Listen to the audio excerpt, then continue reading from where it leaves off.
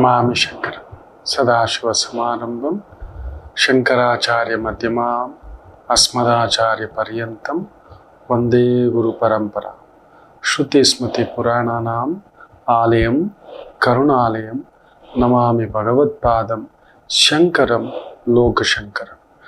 ನಾಡಿನ ಸಮಸ್ತ ವೀಕ್ಷಕ ಬಂಧುಗಳ ಪಾದಾರವಿಂದಗಳಿಗೆ ನನ್ನ ಶಿರಸಾಷ್ಟಾಂಗ ನಮಸ್ಕಾರಗಳು.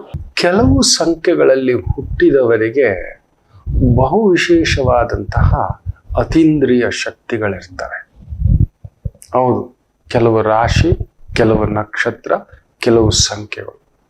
ನೀವ್ಯಾರು ಅಂತ ನಿಮ್ಮನ್ನ ಜಡ್ಜ್ ಮಾಡೋ ಕೆಪಾಸಿಟಿ ಅವ್ರಿಗಿರುತ್ತೆ ಮಕ್ಕಳು. ಮೇ ಬಿ ಅವರು ಹುಟ್ಟುತ್ತಾ ಬರುವಾಗಲೇ ದೈವ ಅಂಥದ್ದೊಂದು ಶಕ್ತಿಯನ್ನ ಅವರಿಗೆ ಕೊಟ್ಟು ಕಳಿಸಿರುತ್ತೆ. ಯಾಕಂದ್ರೆ ಅವ್ರು ಬಂದಿರೋದು 4 ಜನಕ್ಕೆ. ಸೊ 4 ಜನಗಳ ಜೊತೆಯಲ್ಲಿರುವಾಗ ಎದುರುಗಡೆಯ ವ್ಯಕ್ತಿ ಎಂತ ಲೆಕ್ಕಾಚಾರಸ್ಥ, ದುಷ್ಟನ, ಯಾವ ಬುದ್ಧಿ ಇಟ್ಕೊಂಡು ಬಂದಿದ್ದಾನೆ, ಯಾವ ಲೆಕ್ಕಾಚಾರ ಇಟ್ಕೊಂಡು ಬಂದಿದ್ದಾನೆ, ಅವ್ರಿಗೆ ಗೊತ್ತಾಗುತ್ತೆ. ನೀವು ನಂಬಲ್ಲ, ಹೆಂಡತಿ ಮಾತಾಡ್ತಿದ್ರು ಕೂಡ ಕೆಲವೊಂದ್ ಸಮಯ ಹೀಗೆ ನೋಡ್ತಾ ಇರ್ತಾರೆ. ಗಂಡ ಹೇಳ್ತಿದ್ರು ಕೂಡ ಸರಿ ಸರಿ. CBI ಏನು ಅಲ್ಲ, IB ಅಲ್ಲ, ರಾ ಅಲ್ಲ, ವಿಪರೀತ ಅತೀಂದ್ರಿಯ ಶಕ್ತಿ. ನೀವು ಸುಳ್ಳು ಹೇಳೋದು ಗೊತ್ತಾಗುತ್ತೆ, ನೀವು ಮೋಸ ಮಾಡೋದು ಗೊತ್ತಾಗುತ್ತೆ, ಆದ್ರೂ ಸುಮ್ಮನೆ ಇರ್ತಾರೆ. ನಿಮ್ಮ ಎಲ್ಲಾ ತತ್ವಗಳು ಗೊತ್ತಿರ್ತದೆ. ಒಳ್ಳೆ ಭಗವಂತನ ತರ. ಭಗವಂತ ನೋಡಿ, ನಾವ್ ಎಷ್ಟೇ ₹1 ತಗೊಬಂದ್ ದಕ್ಷಿಣೆ ಹಾಕಿದ್ರು ನೋಡಿ, ತುಂಬಾ ಜನಕ್ಕೆ ಗೊತ್ತಿಲ್ಲ. ದೇವಸ್ಥಾನಕ್ಕೆ ಹೋದಾಗ ಒಂದು ₹11 ಆದ್ರೂ ದಕ್ಷಿಣೆ ಹಾಕಿ ಬರಬೇಕು. ಒಂದು ₹11 ಹುಂಡಿಗೆ, ಒಂದು ₹11 ಆ ಒಂದು ಪುರೋಹಿತರಿಗೆ ಕೊಟ್ಟು ಬರಬೇಕು. ಹೌದು, ಒಂದು ಆ ಪುರೋಹಿತನಿಗೆ ಅತಿ ಮುಖ್ಯವಾಗಿ. ಯಾಕೆ ಅಂದ್ರೆ ಆ ನಿಂತಿರುವಂತ ಭಗವಂತನಿಗೆ ಸದಾ ಧೂಪ ದೀಪ ನೈವೇದ್ಯ ಮಂತ್ರೋಕ್ತಗಳಿಂದ ಸಂಕಲ್ಪವನ್ನ ಕಟ್ಟಿಸಿ ಆರಾಧನೆ ಮಾಡಿ ಆ ಶಕ್ತಿಯನ್ನ ಕೊಟ್ಟು ಅದನ್ನ ಮತ್ತೆ ತೆಗೆದು ನಮ್ಮ ಕಡೆಗೆ ವಾಲಿಸ್ಲಿಕ್ಕೆ ಆತ ನೆಮ್ಮದಿಯಾಗಿರ್ಬೇಕು, ಆತ ತೃಪ್ತಿಯಾಗಿರ್ಬೇಕು, ಆತ ಸಮಾಧಾನವಾಗಿರ್ಬೇಕು.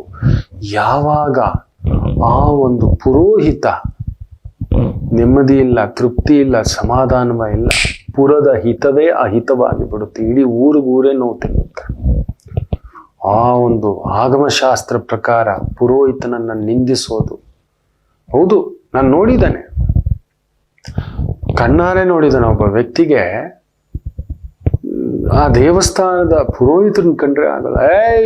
ಬಂದಿದ್ದೀನಿ ನಾನು, ನನಗೆ ಮೊದಲು ಪೂಜೆ ನಡಿಬೇಕು ಏನೋ ಅಂತ ಕೆಟ್ಟು ಭಾಷೆ ಎಲ್ಲ ಮಾತಾಡೋದು ನಾನು ನೋಡಿದ್ದಾನೆ. ಅಂತ ವ್ಯಕ್ತಿಗೆ ಅಂತಿಂತ ಕ್ಯಾನ್ಸರ್ಗಳು ಬಂದಿಲ್ಲ, ಅಂತಿಂತ ಜಾಗದಲ್ಲಿ ಬಂದಿಲ್ಲ.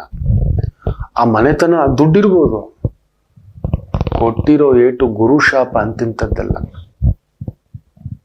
ಪುರೋಹಿತರನ್ನ ಸುದ್ದಿಗೆ ಹೋಗಬಾರ್ದು, ನೆನಪಿಟ್ಕೊಳ್ಳಿ. ನಿಮ್ ಕೈಲಾದ್ರೆ ಕೊಡಿ, ಇಲ್ಲ ನಾನು ನಮಸ್ಕಾರ ಅಂತ ಬಂದ್ಬಿಡಿ. ಏನಾದ್ರೂ 1-2 ಎಲೆ ಹಣ್ಣಾದ್ರೂ ತಗೊಂಡೋಗಿ ಕೊಡ್ಬೇಕು, ಬರಿಗೈಯಲ್ಲಿ ಬರಬಾರ್ದು. ತುಂಬಾ ಜನಕ್ಕೆ ಗೊತ್ತಿಲ್ಲ ಅವ್ರಿಗೆ ಎಷ್ಟು ಕೊಡ್ತಾರೆ ಅಂತ. ಮುಜರಾಯಿ ಇಲಾಖೆಯಿಂದ ತೆಗೆದು ನೋಡಿ, ಪುರೋಹಿತರಿಗೆ ತುಂಬಾ ಕೆಳ ದೇವಸ್ಥಾನಗಳು, ಚಿಕ್ಕ ಚಿಕ್ಕ ದೇವಸ್ಥಾನಗಳು, ಜನಗಳೇ ಬರದ ದೇವಸ್ಥಾನಗಳು, ಪುರೋಹಿತರಿಗೆ ತುಂಬಾ ಕೆಲವೊಂದ್ ಕಡೆ ತಪ್ಪುಗಳು ನಡೆಯುತ್ತೆ. ಆ ಒಂದು ಸ್ಥಾನ ಬರೋದು ಸುಮ್ಮನೆ ಅಲ್ಲ. ದೇವರಿಗೆ ಶಕ್ತಿ ತುಂಬಿಸಿ ಆ ಶಕ್ತಿಯನ್ನ ನಿಮಗೆ ಮಂತ್ರ, ಧೂಪ, ದೀಪ, ನೈವೇದ್ಯ, ಅಭಿಷೇಕ, ಅಲಂಕಾರ, ಸದಾ ದೈವ ಚಿಂತನೆ, ಸದಾ ದೈವ ಚಿಂತನೆ. 2ನೇದು, ದೇವಸ್ಥಾನಕ್ಕೆ ಹೋದಾಗ ಬರಿಗೆಯಿಂದ ಬರಬಾರ್ದು. ದೇವರಿಗೆ ಉಂಡಿಗೆ ದುಡ್ಡು ಹಾಕ್ಬೇಕು. ಒಂದು ₹11. ಯಾಕೆ ಗೊತ್ತಾ? ನಿತ್ಯ ದೇವರಿಗೆ ಸೇವೆ ಸಲ್ಲಿಸ್ಲಿಕ್ಕೆ ಕೆಲವೊಂದು ಬೇಕು ವಸ್ತುಗಳು. ಒಂದು ಧೂಪ ದೀಪ ನೈವೇದ್ಯ ಇಡ್ಲಿಕ್ಕೆ ದೇವರ ಹುಂಡಿನಲ್ಲೇ ದುಡ್ಡಿಲ್ಲ. ಎಲ್ಲಿಂದ ಇಡೋದು? ಆದ್ರೆ ಎಲ್ಲಿಂದ ಪ್ರಸಾದ ಹಂಚೋದು? ದೇವರಿಗೆ ಅಲಂಕಾರ ಇಲ್ಲ, ದೇವರಿಗೆ ಆರತಿ ಇಲ್ಲ, ದೇವರು ಭಿನ್ನ ಆಗ್ತಾನಲ್ವಾ. ನಮಗ್ ಸ್ನಾನ ಇಲ್ಲ ಅಂದ್ರೆ ನಾವ್ ಹೆಂಗ್ ಕಾಣಿಸ್ತೀವಿ? ಒಂದೊಳ್ಳೆ ಬಟ್ಟೆ ಹಾಕ್ಲಿಲ್ಲ ಅಂದ್ರೆ ಹೆಂಗ್ ಕಾಣಿಸ್ತೀವಿ? ನಿತ್ಯ ನಮಗೆ ಆಶೀರ್ವಾದ ಮಾಡೋ ಭಗವಂತ ಸದಾ ಅಲಂಕಾರವಾಗಿರ್ಬೇಕು. ನಮ್ಮ ಅಮ್ಮನ್ ತರ ಅಪ್ಪನ್ ತರ ನಗ್ನಗ್ತಾ ಸದಾ 3 ಹೊತ್ತು ನಗು, 3 ಹೊತ್ತು ಖುಷಿ, 3 ಹೊತ್ತು ಸಮಾಧಾನ ಅನ್ನತಕ್ಕಂಥದ್ದು. ಮೂರೊತ್ತು ನಮ್ಮ ಮಗಳು ಚೆನ್ನಾಗಿರ್ಬೇಕು ಅಂತೀವಿ, ಮೂರೊತ್ತು ನಮ್ಮ ಮಗ ಚೆನ್ನಾಗಿರ್ಬೇಕು ಅಂತೀವಿ. ಇಷ್ಟೆಲ್ಲ ಇಡೀ ಅನಂತ ಕೋಟಿ ಬ್ರಹ್ಮಾಂಡ ನಾಯಕ ಆತ. ನಾವು ಕೊಡೋ ನೈವೇದ್ಯದಿಂದ ಏನೋ ಆಗ್ಬಿಡುತ್ತೆ, ಕೊಡೋ ದಕ್ಷಿಣೆಯಿಂದ ಅಂತಲ್ಲ, ಕೊಟ್ಟಿರೋದು ಅವನೇ. ಅವನಿಗೊಂದು ಪಾಲು ಕೊಡಬೇಕು. ನೀನು ಕೊಟ್ಟ ಪುಣ್ಯದೊಂದು ಪಾಲು, ಧರ್ಮದೊಂದು ಪಾಲು ಅಂತ. ಅದರಲ್ಲಿ ಆ ಒಂದು ನಿತ್ಯ ಕಳಶ ಸ್ಥಾಪನ ಆಗಬೇಕು, ಆ ಶಕ್ತಿಯ ಪ್ರಜ್ವಲನೆ ಆಗಬೇಕು. ಭಗವಂತನಿಗೆ ಸೇವೆಗೆ ದುಡ್ಡಿಲ್ಲ ಅಂದ ಮೇಲೆ ಇನ್ನು ಎಲ್ಲಿರುತ್ತೆ ಮಕ್ಕಳೇ? ಯೋಚನೆ ಮಾಡಿ ನೋಡಿ. ಅಂಥದ್ದೊಂದು ಭಾವ ಹೋದಾಗ ಮಾಡ್ತಾ ಇರಬೇಕು ಅಂತ ಹೇಳ್ತಾರೆ. ಅಂತಹದ್ರಲ್ಲಿಯೇ ಕೆಲವು ಶಕ್ತಿಗಳನ್ನ ಕೆಲವು ವ್ಯಕ್ತಿಗಳಿಗೆ ಅಪರೂಪವಾಗಿ ಕೊಟ್ಟಿರ್ತಾನೆ ಭಗವಂತ. ಎಲ್ಲ ಗೊತ್ತು, ಅವ್ರು ಮಾತಾಡಲ್ಲ ಭಗವಂತನ ತರ. ಹೇಳದ್ನಲ್ಲ, ₹1 ಹಾಕಿದ ವ್ಯಕ್ತಿಗೂ ಹೀಗೆ ಅಂದಿರ್ತಾನೆ, 1 ಕೋಟಿ ಹಾಕೋ ವ್ಯಕ್ತಿಗೂ ಹೀಗೆ ಅಂತಾನೆ. ಬಂಗಾರದ ಮಾಲೆ ಇಟ್ಕೊಬಂದು ಹಾಕ್ತಾನೆ ಅವನು, ಹೀಗೆ ಅಂತಾನೆ. ಹೇ, ಮಾಲೆ ಹಾಕ್ಬಿಟ್ಟಂತ ಎದ್ದು ಹೊರಗಡೆ ಬರೋಲ್ಲ. ಹಾಗೆ ₹1 ಹಾಕ್ದ ಅಂತ ಮುಖ ಹಿಂಗೆ ತಿರುಗಿಸೋಲ್ಲ. ಅದು ಭಗವಂತ. ಅದುವೇ ಈ ಶಕ್ತಿಯವರು ಕೂಡ. ಯಾರು ಬಂದರೂ ಅವರವರ ಯದ್ಭಾವಂ ತದ್ಭವತಿ ಅನ್ನೋದು ಇವ್ರಿಗೆ ಗೊತ್ತಾಗುತ್ತೆ. ಕೆಲವು ಸಂಖ್ಯೆಗಳಲ್ಲಿ ಮ್ಯಾಜಿಕ್ ಇದೆ. They know that power, they know that. ಹೇಳಲ್ಲ ತುಂಬಾ ಬಾರಿ, ಅವ್ರಿಗೆ ಗೊತ್ತಾಗುತ್ತೆ ಇವ್ರು ನಾಟಕ ಮಾಡ್ತಿದ್ದಾರೆ ಅಂತ. ನಿಜ ಹೇಳ್ಬೇಕು ಅಂದ್ರೆ ಇವ್ರು ಬೆರೆಯೋದೇ ಬಿಟ್ಬಿಡ್ತಾರೆ ವ್ಯಕ್ತಿಗಳ ಜೊತೆನಲ್ಲಿ. ಒಂಥರ ಏಕಾಂಗಿಯಾಗಿದ್ದು ಬಿಡ್ತಾರೆ. ಪ್ರತಿಯೊಬ್ಬ ವ್ಯಕ್ತಿಗೂ ಒಂದೊಂದು ಶಕ್ತಿಗಳಿರುತ್ತೆ. ಆದ್ರೆ ಕೆಲವು ವ್ಯಕ್ತಿಗಳಿಗೆ ಅಪರೂಪದ ಅತೀಂದ್ರಿಯ ಶಕ್ತಿ ಇರುತ್ತೆ. ಅದು ನೀವು ಯಾರು, ಎದುರುಗಡೆಯವ್ರು ಯಾರು, ಏನ್ ಮಾಡ್ತಿದ್ದೀರಾ, ಏನ್ ಅಂದ್ಕೊಂಡು ಬಂದಿದ್ದೀರಾ, ಯಾವ ಲಾಭಕ್ಕೆ ಬಂದಿದ್ದೀರಾ, ಯಾವ ಸ್ವಾರ್ಥಕ್ಕೆ ಬಂದಿದ್ದೀರಾ, ಯಾವ ಲೆಕ್ಕಾಚಾರಕ್ಕೆ ಬಂದಿದ್ದೀರಾ, ಯಾವ ದುಡ್ಡಿಗೆ ಬಂದಿದ್ದೀರಾ, ಇನ್ನೇನ್ ಲಾಭಕ್ಕೆ ಬಂದಿದ್ದೀರಾ, ಇನ್ನೇನ್ ವ್ಯಾಪಾರದ ಬುದ್ಧಿ ಇಟ್ಕೊಂಡು ಬಂದಿದ್ದೀರಾ, ಎಲ್ಲ ಗೊತ್ತಾಗುತ್ತೆ ಮಕ್ಕಳೇ, ಎಲ್ಲ ಗೊತ್ತಾಗುತ್ತೆ. ಆದ್ರೂ ಸುಮ್ಮನೆ ಇರ್ತಾರೆ. ಸುಮ್ಮನಿದ್ದೇ ನೋವು ತಿನ್ನೋದು ಜಾಸ್ತಿ ಬಿಡಿ.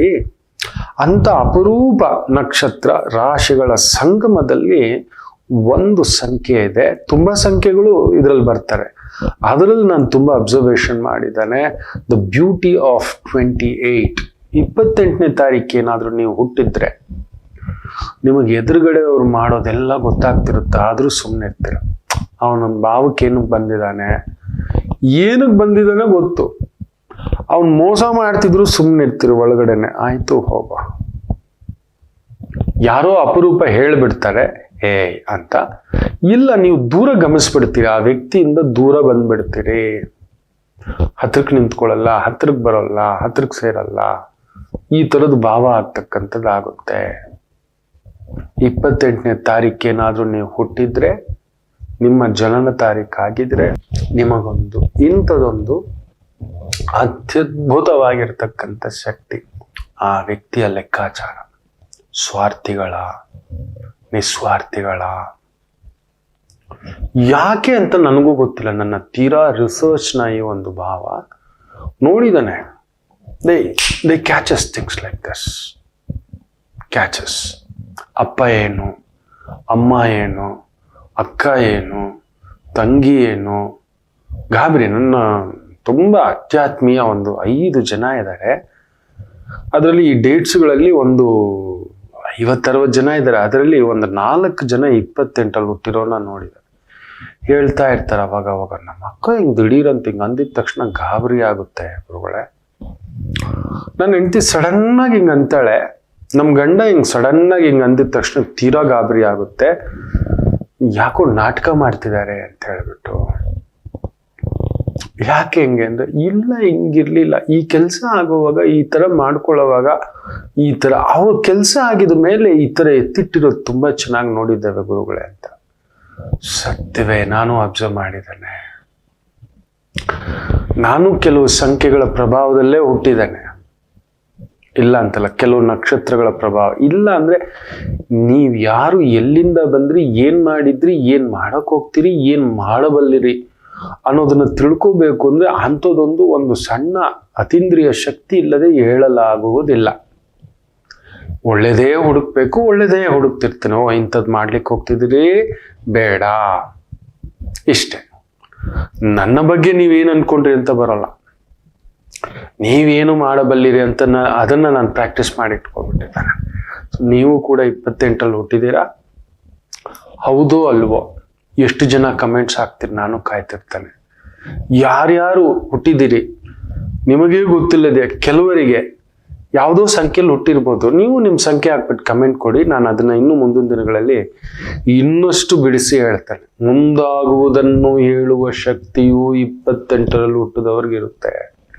ಇಂಥದ್ದು ಮಾಡಬೇಡಿ, ಹೋಗಿ ಸಿಕ್ಕಾಕೋತೀರಿ ಅಂತ ಹೇಳೋ ತಾಕತ್ತಿರುತ್ತೆ. ನೀವು ಹೇಳಿದ್ ನಡೆಯುತ್ತೆ ಬೇರೆಯವ್ರಿಗೆ, ನಿಮಗ್ ನಡೆಯೋಲ್ಲ, ನೀವು ಮಾಡೋಲ್ಲ. ಅದನ್ನು ನೋಡಿದ್ದೇನೆ. ಎಸ್, ಅಂಥದ್ದೊಂದು ತಾಕತ್ತು. ಬೇರೆ ಬೇರೆ ಡೇಟ್ಸ್ ಅಲ್ಲಿ ಹುಟ್ಟಿದವ್ರಿಗೂ ಕೆಲವ್ರಿಗೆ ಇಂಥದ್ದೊಂದು ವೈಬ್ರೇಷನ್ ಇರುತ್ತೆ. ಅದು ನಿಮ್ಮ ನಕ್ಷತ್ರದಿಂದ ಬಂದಿರುತ್ತೆ, ಇಲ್ಲ ನಿಮ್ಮ ರಾಶಿಯಿಂದ ಬಂದಿರುತ್ತೆ, ಇಲ್ಲ ನಿಮ್ಮ ಜಾತಕ ಶಕ್ತಿಯಿಂದ ಬಂದಿರುತ್ತೆ, ಇಲ್ಲ ನಿಮ್ಮ ಜನನ ಸಂಖ್ಯೆಯಿಂದ ಬಂದಿರುತ್ತೆ. ಅಂತ 4 ಭೇದಗಳಲ್ಲಿ ಒಂದು ಭಾಗ ಈ ಸಂಖ್ಯೆಗಳು. ಅದರಲ್ಲಿ 28ನೇ ತಾರೀಕು ಒಂದು ಅತೀಂದ್ರಿಯ ಶಕ್ತಿಯ ಮಹಾಶಕ್ತಿ, ಮಹಾಶಿವಶಕ್ತಿ ಅಂತ ಹೇಳ್ತಾರೆ. ಶಿವ ಪ್ಲಸ್ ಶಕ್ತಿ, 2 ಗೌರಿ ಶಕ್ತಿಯ ಸೇರಿರ್ತಕ್ಕಂಥ ಪ್ರಭಾವ. ಆಯ್ತು, ಎಷ್ಟು ಜನ ಕಮೆಂಟ್ಸ್ ಹಾಕ್ತೀರಿ ಅಂತ ಕಾಯ್ತಿರ್ತೇನೆ.